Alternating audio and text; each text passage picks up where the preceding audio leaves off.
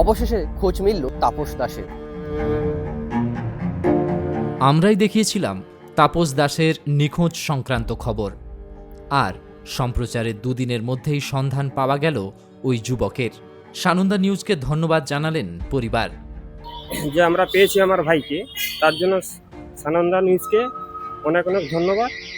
অনুভাবে নিখোঁজ কেশিয়ারি ব্লকের ঘৃত গ্রামের বারিদা এলাকার বাসিন্দা বছর 28-এর তাপস দাস প্রায় 5 দিন ধরে বাড়ির ছেলের সন্ধান না পেয়ে চিন্তায় যুবকের পরিবার।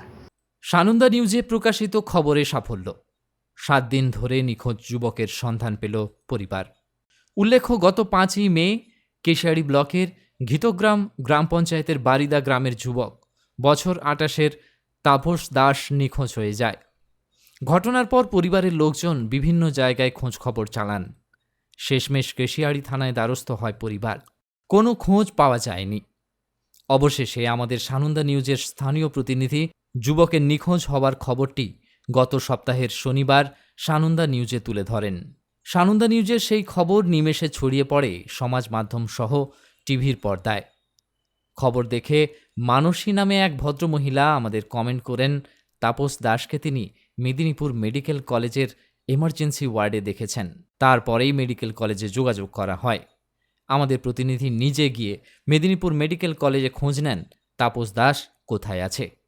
অবশেষে তাপসের সন্ধান পেলে পরিবারকে ছবি দেখায় প্রতিনিধি সৌমেন আদক। এরপর পরিবার নিশ্চিত হন মেদিনীপুর মেডিকেল কলেজে ভর্তি ওই যুবক তাপস দাস। এখন পরিবার ফিরে পেয়েছে তাদের তাপসকে। তারা ধন্যবাদ জানিয়েছেন সানন্দা নিউজকে। তবে সানন্দা নিউজ চায় তাপস যেন তাড়াতাড়ি সুস্থ হয়ে ওঠে। মেদিনীপুর থেকে সৌমেন আদকের রিপোর্ট, সানন্দা নিউজ। অবশেষে খোঁজ মিলল তাপস দাসের। 6ই মে তাপস দাস নিখোঁজ হয়ে যান। পরিবারের লোকজন নানানভাবে খোঁজাখুঁজি করার চেষ্টা করেন, কিন্তু খোঁজ মেলেনি তাপস দাসের। তারা থানায় দ্বারস্থ হন, পাশাপাশি দ্বারস্থ হন সানন্দা নিউজের পাশে। আমরাও বিভিন্ন স্তরে খোঁজ খবর লাগাই। তাপস দাস যেখানে কাজ করতেন সেখানেও প্রত্যেকের সঙ্গে আমরা কথা বলার চেষ্টা করি, কিন্তু কোনো রকম সদুত্তর আমরা পাই না। তবে সকালে আমাদের ফেসবুকে যে খবরটি ছাড়া রয়েছে তার কমেন্ট বক্সে মানসী দেবী নামে এক ভদ্র মহিলা কমেন্ট করে জানান তাপস দাসকে তিনি মেদিনীপুর মেডিকেল কলেজে দেখতে পেয়েছেন। আমরা মানসী দেবীর সঙ্গে যোগাযোগ করার চেষ্টা করেছিলাম, কিন্তু যোগাযোগ করা সম্ভব হয়ে ওঠেনি। আমরা মেদিনীপুর মেডিকেল কলেজে যাই, সেখানে গিয়ে বিভিন্নভাবে খোঁজাখুঁজি করার পরে বহু কষ্টের পর তাপস দাসের খোঁজ মেলে। তবে হাসপাতাল কর্তৃপক্ষের তরফ থেকে পরিষ্কারভাবে জানানো হয় এই নামে কোনো ব্যক্তি কিন্তু ওখানে ভর্তি নয়।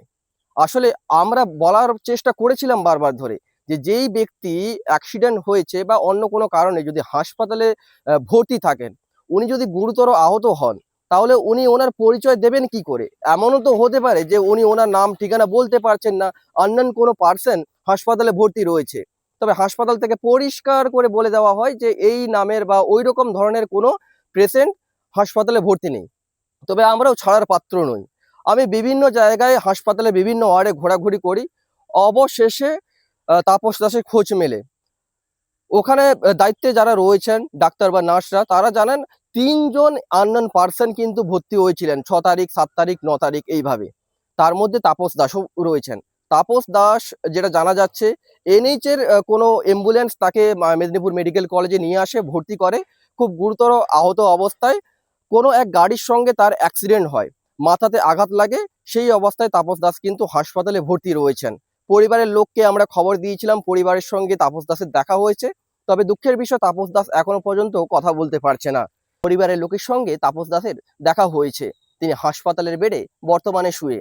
তবে কি পরিস্থিতি তা তো ডাক্তাররাই ভালো বলতে পারবেন। আমরা ধন্যবাদ জানাবো মানসী দেবীর মতন সচেতন নাগরিককে, পাশাপাশি পুলিশ প্রশাসনকে, যারা আমাদেরকে প্রতিটা পদে সাহায্য করেছেন। গর্বিত আমরা, গর্বিত সানন্দা নিউজ। সঙ্গে থাকুন আপনারা। মেদিনীপুর থেকে সৌমেন আদকের রিপোর্ট, সানন্দা নিউজ। বলতে 6 তারিখ থেকে পাওয়া গিয়েছিল না আমার ভাইকে, তাপস দাস, গ্রাম পোস্ট বারিদা, থানা কেশিয়ারি, জেলা পশ্চিম মেদিনীপুর।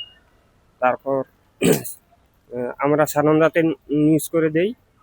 তারপর হঠাৎ ফেসবুকে মেসেজে কেউ কমেন্ট করে, তাতে আমরা জানতে পারি যে ও মেদিনীপুর মেডিকেল কলেজে ভর্তি আছে। মেডিকেল কলেজে এসেছেন? এখন বর্তমান মেডিকেল কলেজেই আছি। ভাই পেয়েছেন? ভাইকেও পেয়েছি।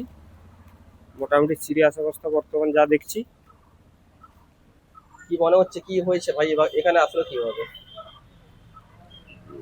যতদূর মনে হচ্ছে কেউ না কেউ তো ওকে পেয়েছে, তাই গাড়ি করে নিয়ে এসে এখানে ভর্তি করেছে। ভাই কথা বলতে পারছে? ভাই তো বর্তমান কোনো কথা টথাই বলতে পারছে না, হাত পা লাড়ছে অবশ্য। ওকে অক্সিজেন দেওয়া হয়েছে, স্যালাইন দেওয়া হয়েছে। সানন্দা নিউজ চ্যানেলের জন্য যে আমরা পেয়েছি আমার ভাইকে, তার জন্য সানন্দা নিউজকে অনেক অনেক ধন্যবাদ, এবং তার জন্যই আমরা ওকে আজ পর্যন্ত খুঁজে পেয়েছি। যে রিপোর্টার ছিলেন সৌমেন আদক, ওকেও ধন্যবাদ জানাই যে তার জন্যই এই কাজটি সম্ভব হয়েছে। আপনার নাম? আমার নাম মানস দাস, আমি ওর দাদা হই। ভাইকে কি এখানেই রাখবেন নাকি অন্য কোথাও নিয়ে যাবেন? এখন দেখি যে বর্তমান যদি ডক্টররা বলেন যে রাখবো, ভর্তি করব, তাহলে ভর্তি করব, না হলে রেফার করলে অন্য কোনো জায়গায় গিয়ে ভর্তি করতে হবে আর কি।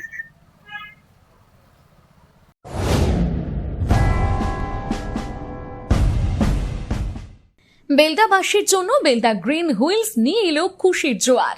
এখন এই বাইক কেনা হবে আরো সহজ। চলছে আমাদের মেগা সেভিংস অফার। হ্যাঁ, ঠিকই শুনছেন, এখন প্রতিটি গাড়ির ওপর আপনি পাচ্ছেন সরাসরি 4,000 টাকার নিশ্চিত ছাড়।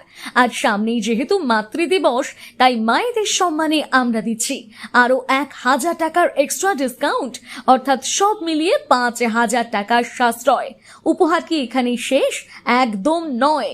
প্রতিটি গাড়ির সাথে আপনি পাবেন free helmet, stylish seat cover এবং প্রয়োজনীয় অ্যাক্সেসরিজ। আর যারা অগ্রিম বুকিং করবেন তাদের জন্য আমাদের তরফ থেকে উপহার হিসেবে থাকছে একটি চমৎকার কেবল ট্রলি ব্যাগ সম্পূর্ণ বিনামূল্যে। তাই আর দেরি কেন?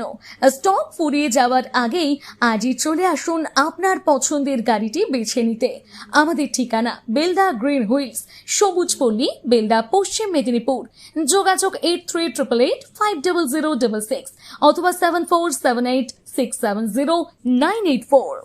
নিজেকে আপডেট রাখতে ফলো করুন সানন্দা নিউজ।